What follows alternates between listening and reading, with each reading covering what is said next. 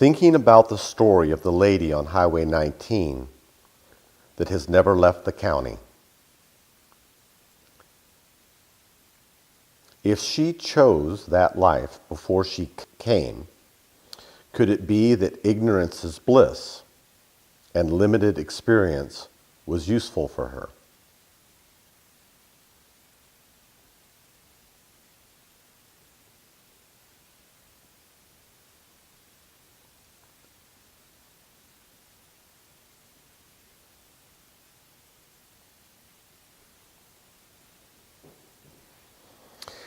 If she chose that life before she came, could it be that ignorance is bliss and limited experience was useful for her?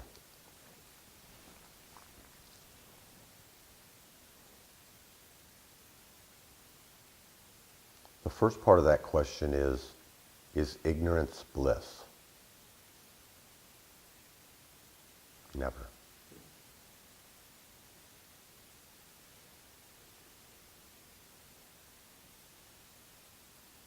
Ignorance is always suffering. It's even questionable whether or not you can be happy in ignorance, let alone bliss.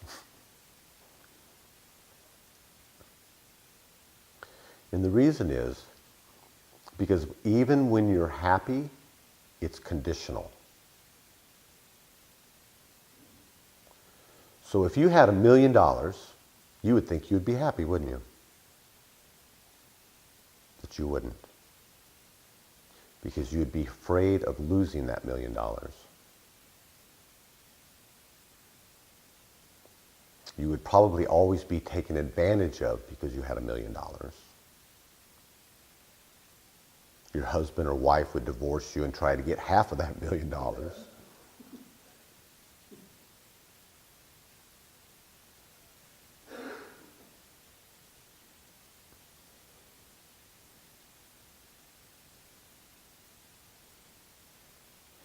So besides the fact that if you're happy, it's conditional, and as soon as that condition is gone, then you're unhappy. That's not my definition of bliss. My definition of bliss is unconditional.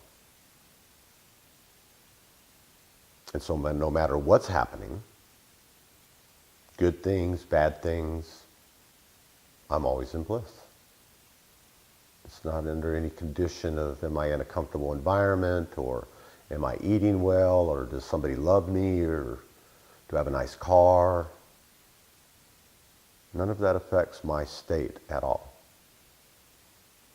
And if you don't believe me, I'll tell you some stories about India. And I was in bliss every second that I was there, even during the 5 or 6 bouts of extreme food poisoning that almost killed me. Sleeping on concrete floors in 30 below weather. I was in bliss the entire time.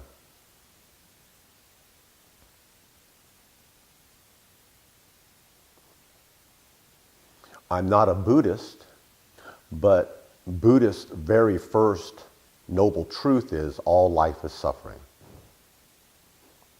And I never really liked that, and I don't know too many people that do. But if you really look at it, it is. Even when we're at our happiest, there's still something that can create anger in us. There's still something that can create sadness in us.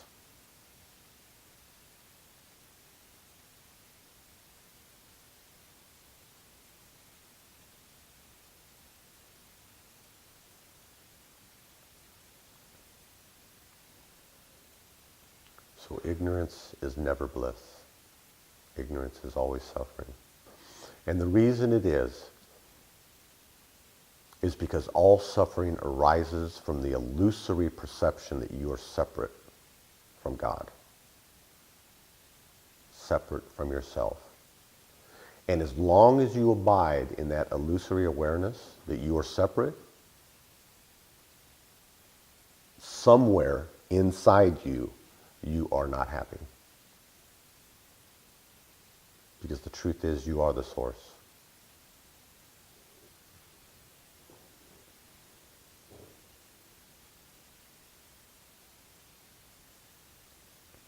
The second part of the question is it possible that she chose to be here for her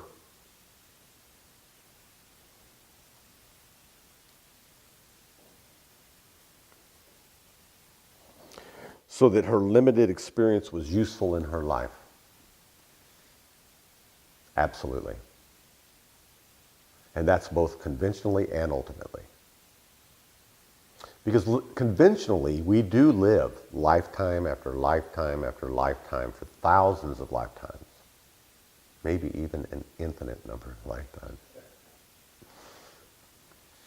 And so conventionally, we play this game, these illusory thoughts, these manifestations within our own mind as God. We play these games, and we believe that we're evolving to a higher spiritual self, and that we're going from, complete ignorance, and then we become a Baptist, and then we become a Catholic, and then we become a Buddhist, then we become a Hindu. We're gradually becoming more and more enlightened until we reach nirvana. Conventionally, this is true. This is what we as the source are playing with this veil in front of us.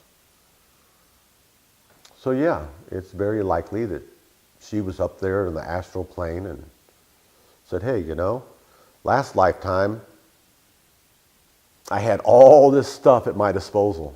I was rich, and I had my own private plane, and I flew all over the place, and I was a real jerk to everybody I knew. So this time I want to learn some compassion. So this time I'm going to settle down in this nice little place with my husband and my kids, and I'm going to learn to be happy there and to treat my husband and my children with love and compassion. Very possible. That's all conventional. Ultimately speaking, the Rose Lady on Highway 19 is the source. And it's playing exactly the game that it wants to play right now. So the source itself is completely in bliss. Because it's going, look at me, Rose Lady on Highway 19, doing exactly what I want to do, exactly what I love to do, along with all the other infinite manifestations of thought that abide within me.